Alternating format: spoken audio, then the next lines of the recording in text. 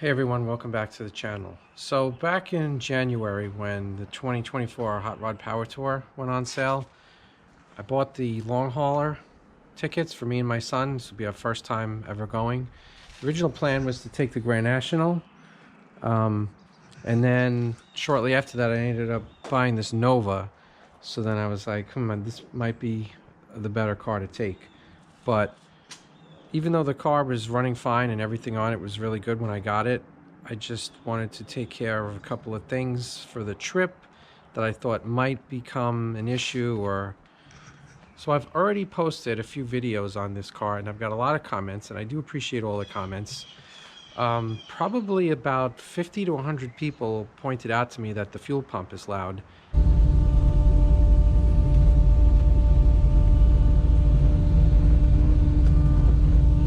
And I do agree. It is pretty loud, and I think it even sounds louder on the camera than it does in person.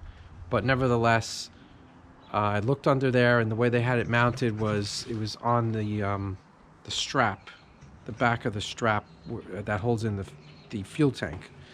So I was looking into maybe some sort of rubber isolators or something. I mean, there already was kind of a rubber thing there, but it wasn't really seeming like it was helping too much. I spoke to my buddy Colin at SK Speed, and he was looking at the setup, and he explained that the pump that is on there, the AEM 400 liter per hour,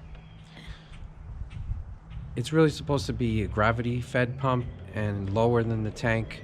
Probably better to use a fuel cell or a tank with a sump, but it had the stock tank, which is drawing the fuel out of the top and then down. So it was kind of causing a little strain, theoretically, on the pump. I mean, I'm sure it would have been fine to do the trip. It is 2,400 miles. So I just figured, being with the noise and the potential chance of a fuel pump issue, I figured might as well do the in-tank pump. So I ordered a new fuel injection ready tank from Tanks Inc. and their 450 liter per hour fuel pump, which is the biggest single in-tank pump that they offer.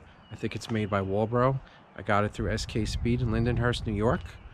And in this video, I'm going to show you how I installed it, so everyone can rest easy knowing that the fuel pump will not be as loud as it was in my previous video. So this is from Tanks Inc. It's a fuel injection setup, which means there's a provision in the tank to put a drop-in in-tank fuel pump, much like how a factory setup would be. So you buy the tank, which comes with the filler neck hose and the straps. This tank is a little bit bigger than the factory tank, I think. I think it's hopefully not wider, because I don't have any side-to-side clearance. I think it's a little bit deeper.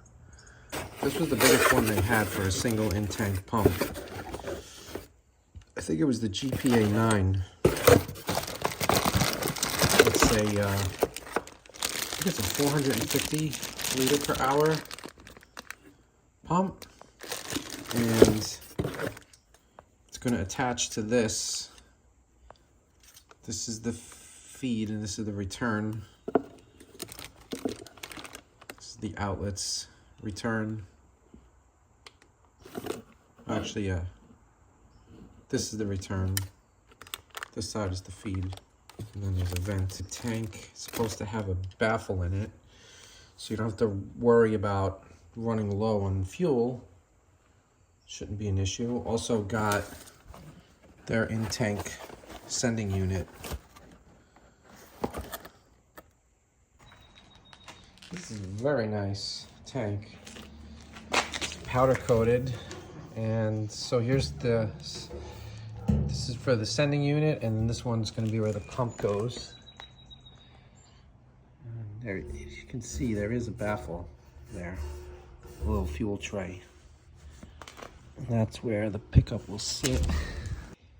Going by the instructions they give, so you measure the depth, all right, and came out to be 7 inches, right? Then you have to do some calculations. So The return line for the GPA 9 pumps equals the depth minus 1 5/8. So I came out with 5 3/8. That's going to be the return line length. The supply line is the depth minus the pump. So you put together the pump and the sock and measure from the bottom here to here. You know, how much the line is going to overlap this. And then I came out with 4 7/8. So depth 7 minus the pump 4 7/8 equals 2 1/8. So that's where I marked off the supply line. I'm going to cut right there. And then I got to mark this. And this is going to be a little bit longer. Get everything trimmed and assembled. I have to they give you 2 zip ties that go around the pump to hold this secure. And then there's the wiring harness, which you plug in inside the tank. And then these 2 wires, positive and ground, come through these fittings here, which you tighten down then, and that makes a seal. And then that should be it. I might have to get some, these are, I think, there's a 1/4 inch pipe thread to AN adapters to connect to the fuel lines in the car.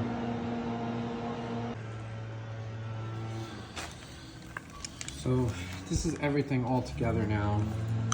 Pass the wires through, tighten these little nuts down. One thing I forgot to mention, when you're attaching the nylon fuel line to the pump, use the heat gun to soften it up. I've got the clamps tightened, and this is ready to go in. It's pretty tight fit. I'm surprised that they didn't make a bigger hole. It all fits, but it's a little tricky getting it all in there. It takes a little finesse. Had to make a few modifications to the fuel sending unit. So when you take it out of the package, it's a very long thing. It's got it's got this bracket. So you remove the long bracket, and then you're left with the short bracket. Then what they want you to do is to have the pivot point of the rheostat in the middle of the tank. So the tank depth is 7, so I put it at 3.5, and then they tell you plus 1/8. And then, so when it's in the tank, this is upside down, but to have the float come to about 1/8 of an inch from the top. So that would be full tank, so that's showing 93 ohms. And then as the tank goes to half, goes about halfway, and then as it goes to the bottom, you get down to 0. So theoretically, this should work and give us the accurate fuel level on the gauge. My plan to drain the tank is, I've got this heater hose here, and I've got an 8 AN coupling. Well, this is like a pipe thread on this side and an 8 AN on this side. I'm going to take the fuel feed line off of the regulator, connect it to here, and then I'm going to set the prime duration on the Holly computer to whatever, as long as I can, however many minutes, and it maxes out, and then just turn the key on, and hopefully that will drain it. Now normally this goes for 5 seconds, so I'm going to see if I can figure out how to change it.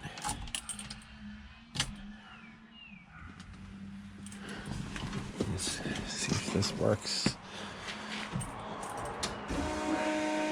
Oh, major leaks, major leaks. So I got to clamp that. All right, everything all clamped up, tightened up. This should be good now.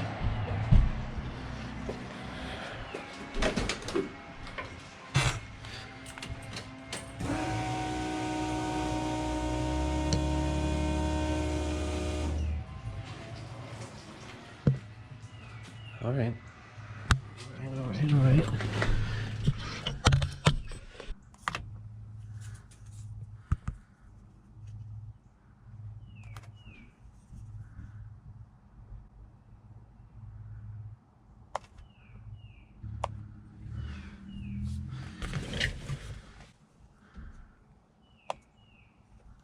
Fuel pump prime. Max it out. Here we go.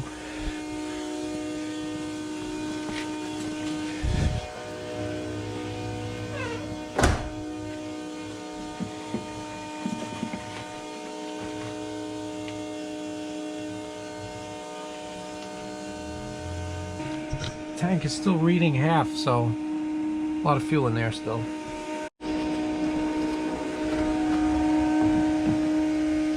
About halfway.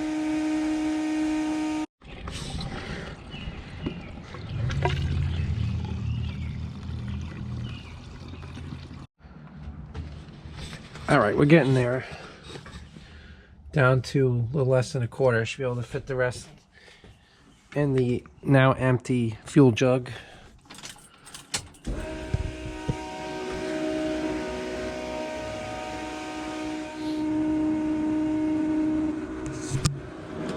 Sounds like that's it. All right. How much do we have here? A little less than half of this container. What's so funny? Can I get over there? No. Me? You also can't block me. Does Dan's girlfriend block him? She does block him all the time.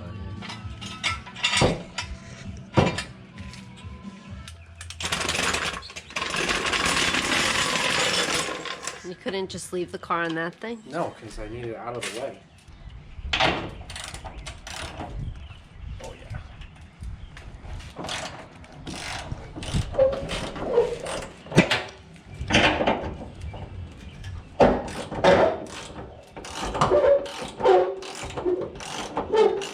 Show you what my thing is.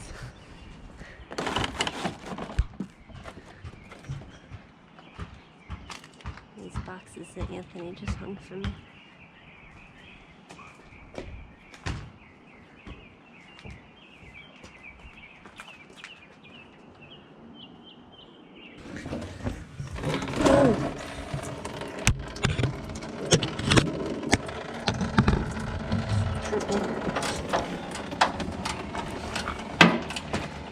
It's more than I expected.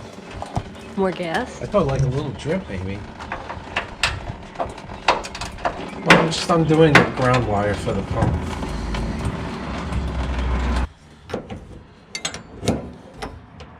I don't know if it's going to focus that close anyway. It's okay. Here, let me have it for a second.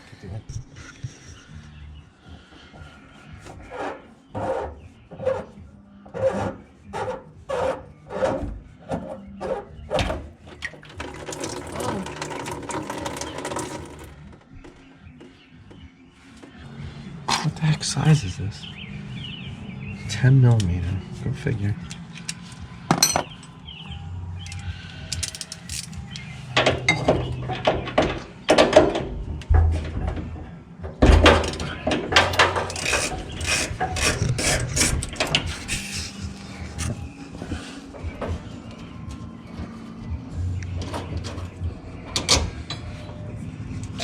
Should come down now. Hopefully. The whole thing's gonna come?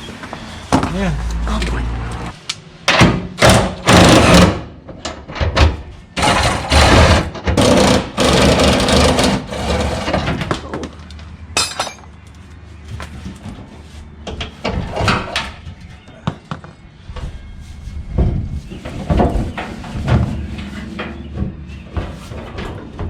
Clear this Do you stuff need out of help? the way.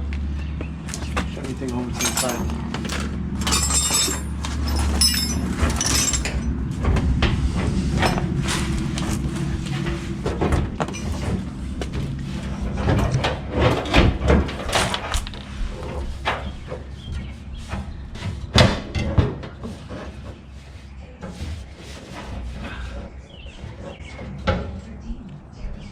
You gotta undo more things, I think.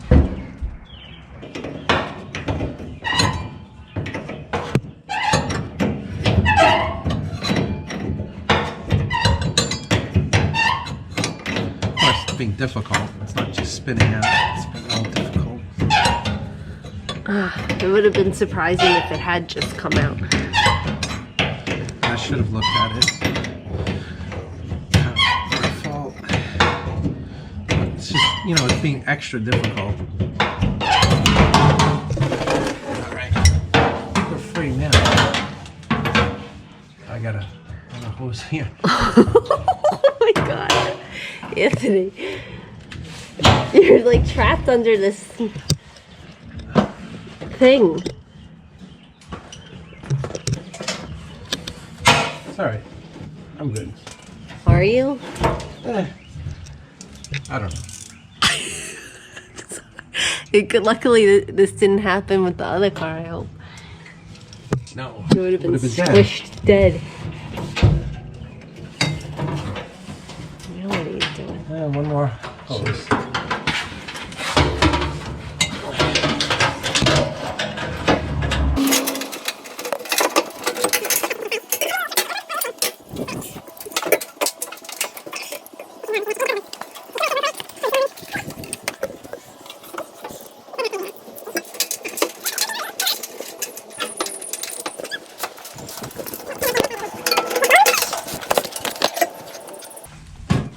Oops, I'm recording myself, damn it. That's the wrong way. Oh my gosh, your head is gonna hit the screw. Let me grab this stupid thing. Okay. Watch your head. Alright. It's good. I don't want to scrape it up because I want to sell it.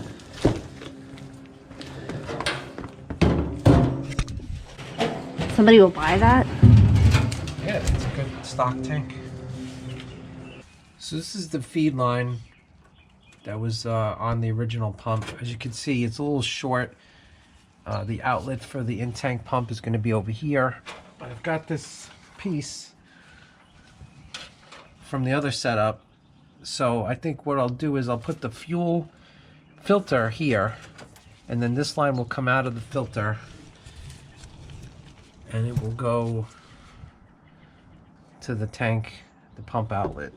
Now for the return, this is also short. It's ending right here. It's not going to make it to here. So they had this clamped to the tank, and that was working. So I've got a 5/16 hose barb here. I got another one somewhere that's gonna go in here and connect to a short piece of rubber hose, and then this will go to the tank. It's kind of a small opening inside the 5/16 barb, but it's pretty much the same size as the hole that it was going to on this tank, so pretty much the same. So hopefully that should be fine. And we just hope I'll use this fuel hose here to make the little short piece with the clamps. You know, the right way to do it is to put the AN fitting on that hose, but that's going to be hard to do under the car. You know, I guess I should, but I don't have everything that I would need. They give you this with the tank. It's a vent, anti-rollover vent valve.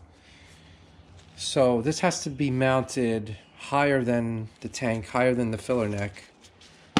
So there's a cross member under the car, like where the shocks are mounted to. So I made this little bracket for it out of angle aluminum.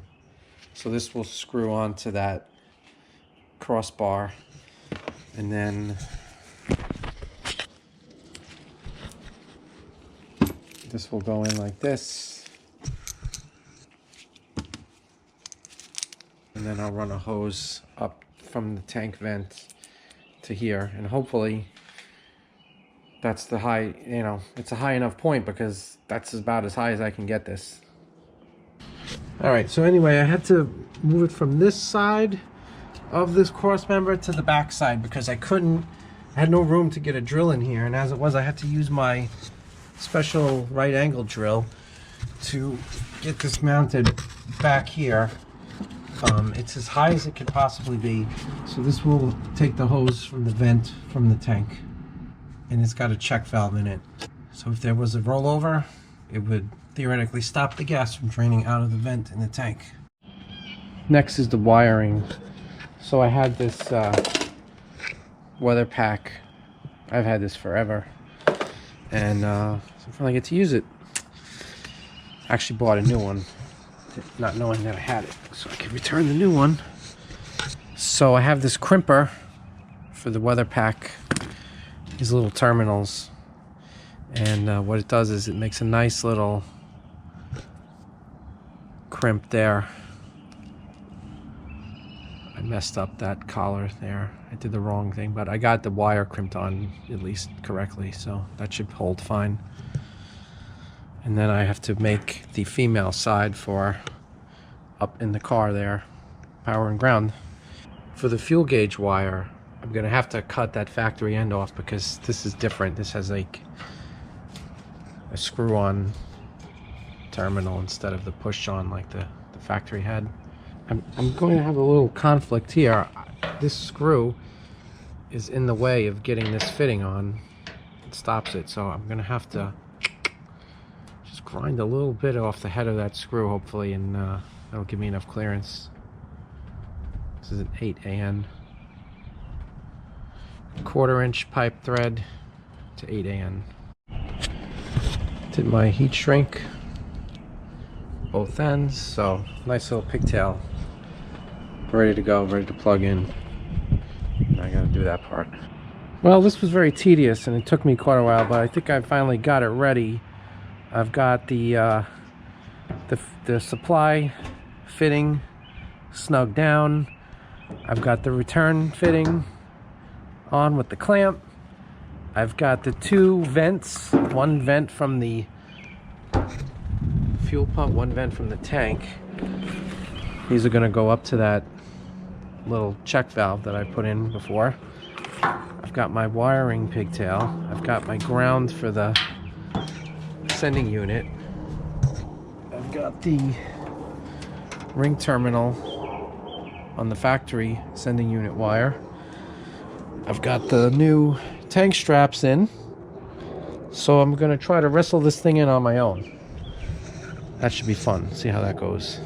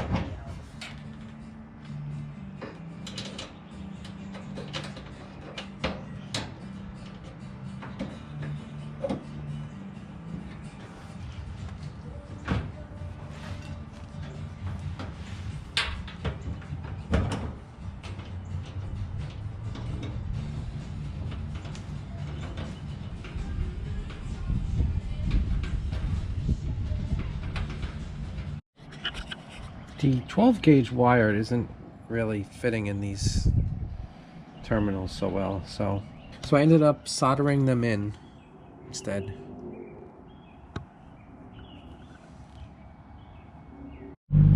Alright, many hours later, I think I'm almost done. Got everything connected back here. Got those vent tubes. That was a real son of a you-know-what. I hate these clamps. I had the worst clamps. That was the biggest mistake out of all this. I should have bought a whole bunch of nice clamps. I got so many different kinds of clamps. They all have different size screw heads, but whatever. It's on there. I've got the wire connector here. It's attached right where it used to be. Ground. I've got the fuel filter attached to this. I put the fuel prime duration down to 3 seconds. I'm going to just run it for 3 seconds before I connect up here, just in case there's any debris, etc. Hopefully it comes out.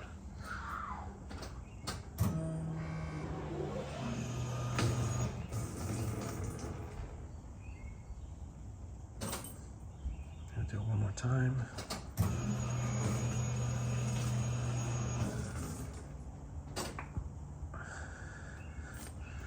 Okay. Well, I don't see any drips, so that's really good news. The pump turns on. We're dry back here. We're dry up in the front.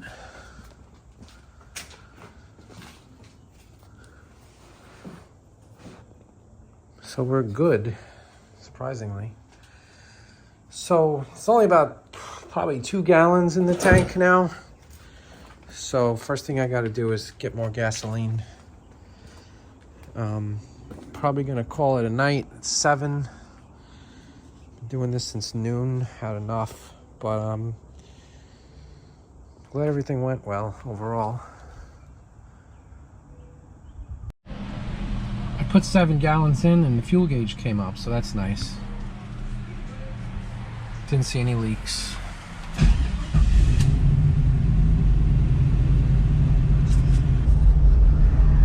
I don't think I can hear the fuel pump at all. It's much quieter in here.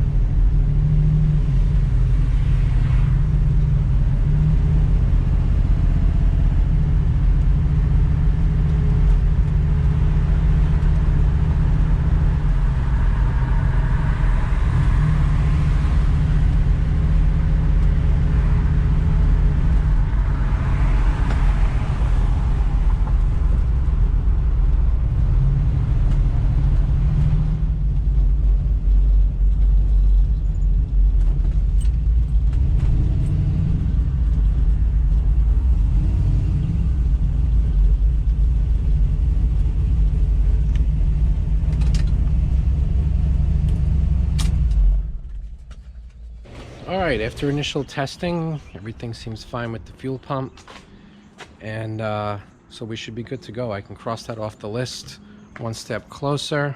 Thank you for watching, and please comment and let me know what you think. Thanks.